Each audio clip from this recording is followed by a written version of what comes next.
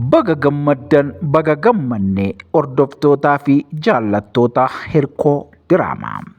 Hirkoo Diraamaan kanaan dura akkuma beekamu marsaa tokkoffaa fi lammaffaa bifa ajaa'ibaa fi namatti toluun nu bohaarsaa turuunsaa beekamaadha.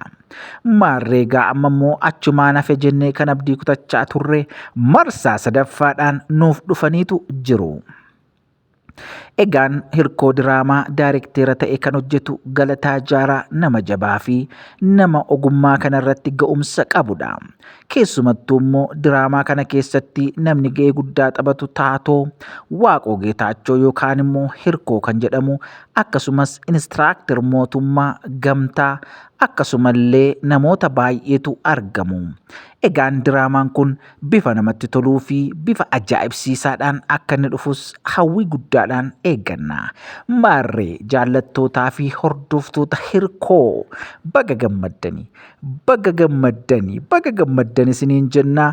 Yeroo dhiyoo gidduutti nu bashannansiisuudhaaf ammallee nu kolfisiisuudhaaf ammallee nu gammachiisuudhaaf nu dhufutti jiru.